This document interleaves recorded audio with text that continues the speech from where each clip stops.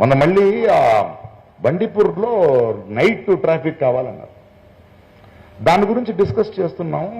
వర్షం కదా, ఒక 5 నిమిషాలు ఆగింది. ఒక చెరువు పక్కన కూర్చున్నాం. అక్కడ ఒక కప్ప క్వాక్ క్వాక్ అనింది. నేను మాట్లాడి అది ఏంటది, అలా ఏమంటుంది అరుస్తుంది అని వీళ్ళని అడిగా. ప్రకాష్, నీకు వినిపిస్తుంది, ఇది వినపడిన వాళ్ళకి నేను ఎలా చెప్పాలి అంటే, అది ఈ టైంలో తన గర్ల్ ఫ్రెండ్ని పిలుస్తోంది. మీరు ఆ మధ్యలో రోడేసి వా వా వా వెళ్తే 2 కప్పలు మాట్లాడడానికి అడ్డుగా ఉన్నారా మనుషులు. ప్రకృతి గురించి, ఈ వైవిధ్యాన్ని కాపాడుకోవాల గురించి మనకి ఇలాంటి సూక్ష్మత లేకపోతే ఎలా అని. సో ఈ వైషమ్యాన్ని కానీ, ఈ పాలిటిక్స్ కానీ, ఇవన్నిటినీ మనం అర్థం చేసుకోవాలంటే మనం ఫస్ట్ సెన్సిటివ్ అవ్వాలి. మనకి ఎడ్యుకేషన్ కావాలి, వచ్చే తరాలకి, యంగ్స్టర్స్కి, మా పిల్లలకి. Why is diversity important? ఎందుకంటే వీళ్ళు యూనిటీ ఇన్ డైవర్సిటీ అంటే మనం అంటున్నాం, వాళ్ళు యూనిఫార్మిటీ ఇన్ డైవర్సిటీ అనుకున్నారు. ఒకే చెడ్డీ వేసేస్తే అందరికీ, ఒకే భాష చెప్పేస్తే అందరికీ యూనిటీ ఇన్ డైవర్సిటీ, యూనిఫార్మిటీ అనుకుంటారు. అది కాదు, అది కాదు. ఒక కప్ప గురించి ఎందుకు ఆలోచించాలంటే, ఈ యావత్ ప్రపంచం వికాసంలో, మనోవికాసంలో, ఈ నేచర్లో ఓ కప్ప బ్రతకడం ఎంత ప్రాముఖ్యత ఉందో అంతే ప్రాముఖ్యత మనిషికి కూడా ఉంది.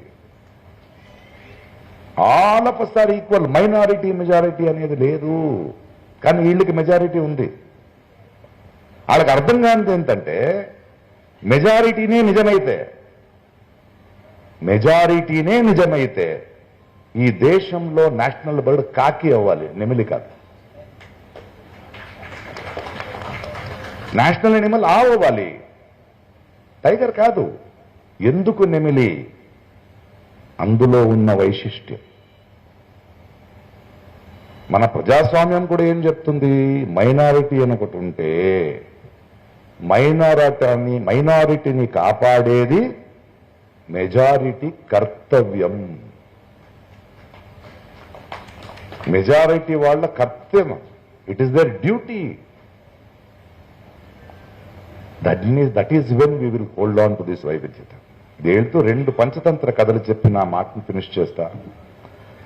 ఇప్పుడు మనం అర్థం చేసుకోవాల్సింది, ఈ దొంగలు, అజెండా ఉన్న దొంగలు, బయట నుంచి వచ్చేవాళ్ళు.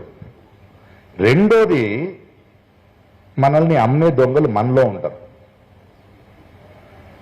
మొదటి కథ ఏంటంటే, ఈ పాము ఉంది కదా, మన మహాప్రభులా కొంచెం ముసలోడు అయింది. అది వేటాడలేదు, ఇట్ కాంట్ హంట్. సో అదేం చేస్తుందంటే, ఈ కప్పలున్న సామ్రాజ్యం ఉంటుంది కదా, మనం ప్రజలున్న, అక్కడ తెచ్చి పడుకుంటుంది. ఏం చేయదు అది. ఎందుకురా అంటే, లేదు నేను వెజిటేరియన్ అయిపోయాను అంటే. మనోడు చెప్పాడు కదా, నాకు ఫ్యామిలీ లేదు, అన్నీ వదిలేసి వచ్చేసాను. అలా నేను ఉండి దేవుడు నాకు ఏదో దేవుడే నన్ను సృష్టించాడు అని క్రియేట్ చేసేస్తే హ్యాపీ. అలా ఉండంగానే పాపం ఇదేమవుతాయి కప్పలు, అదే ఏం చేయడంటే రాడు. ఒక రౌండ్ తీసుకెళ్తా, అలా కూర్చో అంటే ఒక రౌండ్ అన్ని తీసుకెళ్తుంది. ఇంకో పాము, మన అమెరికా వాడు ఉన్నాడు కదా ట్రంప్, ఇదే రైట్ వింగే కదా, ఆడ చూసి ఒరే నువ్వేంట్రా ఇంత హ్యాపీగా బ్రతుకుతున్నావంటే, మాయ చేసేసాను, హ్యాపీగా గంతులేస్తున్నారు, ఒక్కొక్కడే మిస్ అవుతుంది, వాళ్ళకి తెలియట్లేదు అన్నాడు. అలాగే చంపుతారు.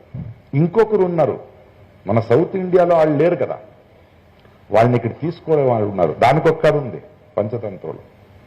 ఒక చిన్న బావిలో కప్పల సామ్రాజ్యం, హ్యాపీగా ఉన్నాయి అవి.